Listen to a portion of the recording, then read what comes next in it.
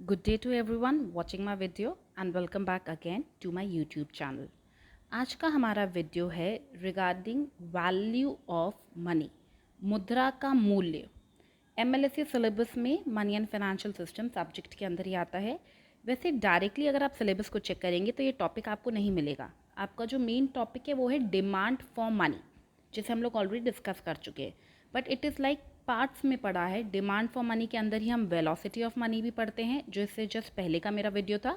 इसी के अंदर वैल्यू ऑफ मनी भी आता है, और इन दोनों को कवर करने के बाद हम फाइनली हमारे बहुत फेमस इकोनॉमिस्ट फिशर, कीन्स और बाकी जो बचे हुए इकोनॉमिस्ट, कैम्ब्रिज इकोनॉमिस्ट हैं, उनकी डिमांड को लेके जो प्रिंसिपल थ्योरीज हैं उन्हें आने वाले वीडियोस में हम स्टडी करेंगे। So let's start with the video. What do you mean by value of money? मुद्रा का मूल्य, इसका अर्थ क्या होता है? बहुत सीधी लैंग्वेजेस में लिखा है। पहला सेंटेंस देखिए, it means purchasing power of money.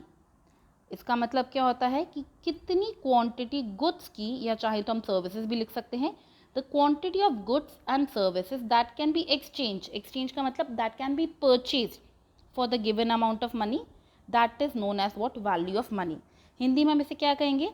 इसका अर्थ मुद्रा की क्रय की क्षमता से है, कि मुद्रा से कितना खरीदा जा सकता है। मुद्रा की कुछ मात्रा से वस्तुओं और सेवाओं का कितना लेन देन हो सकता है, उसे हम मुद्रा का मूल्य कहते हैं। इसी तरह से इसके एक दो मीनिंग हमने और क्लियरली डिफाइन करने के लिए लिखे हैं। इन रियलिटी, वास्तविकता में अगर हम सोचें तो मुद्रा का अपना कोई मूल्य नहीं है। मनी क्या है? मनी की वैल्यू क्या होती है? ये डिफाइन होती है कि जो चीज़ें आपको खरीदनी है वो कितनी इंपॉर्टेंट है। Like what we are trying to say is money does not have its own value.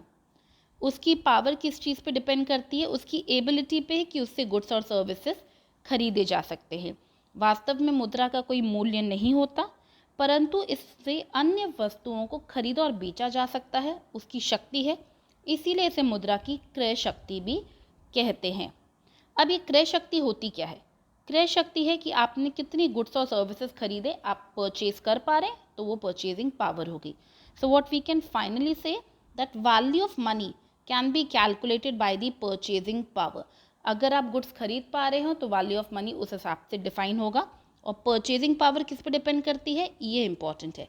Prices of goods and services, Hindi में हम इसे क्या कहेंगे? सामान्यतः मुद्रा के मूल्य, ये थोड़ा सा गड़बड़ हो गया। इस मुद्रा के मूल्य का अर्थ मुद्रा की क्रय शक्ति से लगाया जा सकता है। मुद्रा की क्रय शक्ति वस्तुओं और सेवाओं की कीमत स्तर पर निर्भर करती है। नाउ अब इसी चीज़ को हम आगे स्टडी कर रहे हैं कि मुद्रा की क्रय शक्ति वस्तुओं और सेवाओं की कीमतों पे कैसे निर्भर करती है। How the purchasing power, like we say कि value of money is the purchasing power and purchasing power depends on the prices of goods and services. तो कैसे? दो होंगे, या तो प्राइजेस ज़्यादा होंगे या तो प्राइजेस कम होंगे। तो पहले हमने लिया है, इसे हम कह सकते हैं केस फर्स्ट।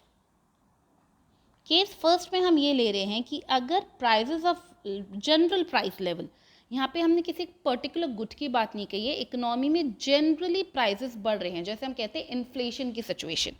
सो अगर प्राइजेस इंक्रीज हो रहे हैं तो उसका मतलब क्या होगा? A unit of currency, a unit of money, जैसे 10 रुपये 100 रुपये, जिसे भी आप एक यूनिट मानते हैं, उससे अब आप गुड्स और सर्विसेज की क्वांटिटी क्या कर पाएंगे? कम खरीद पाएंगे। इसका मतलब मनी की वैल्यू क्या हो गई है?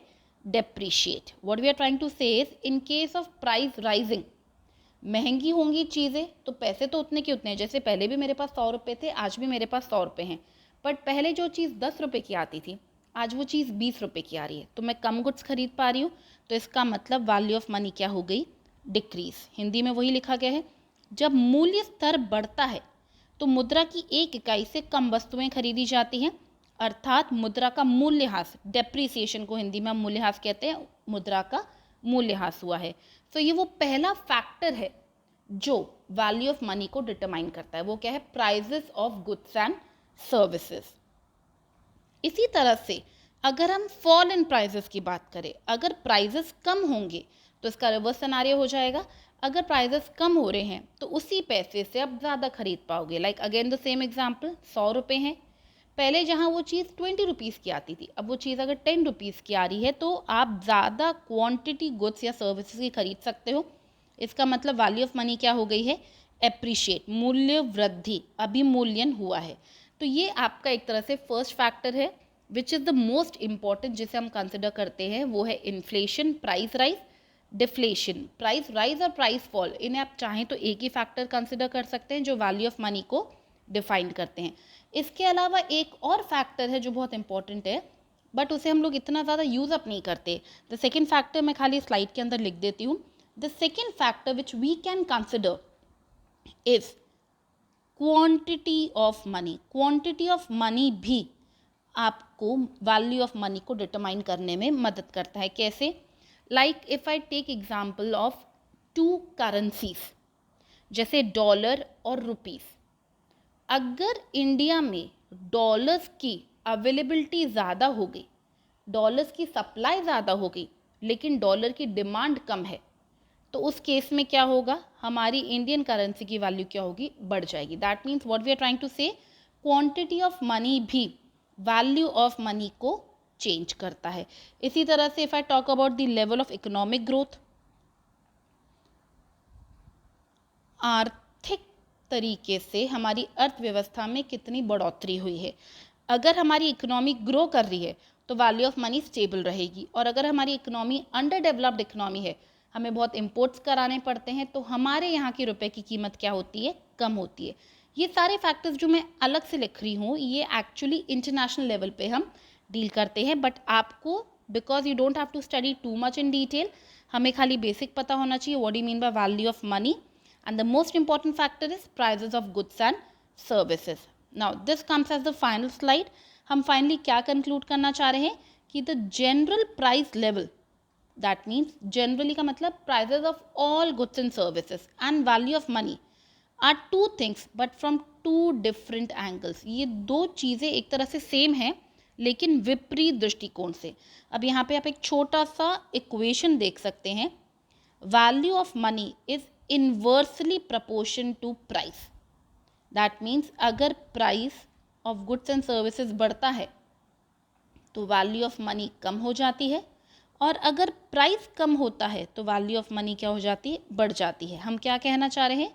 मूल्य स्तर और मुद्रा मूल्य दोनों एक ही चीज़ है, परंतु विपरीत दृष्टिकोण से। इन दोनों के बीच में इनवर्स प्रपोर्शन होता है, जिसे हम हिंदी में क्या कहते हैं? विपरीत सामानुपातिक संबंध है।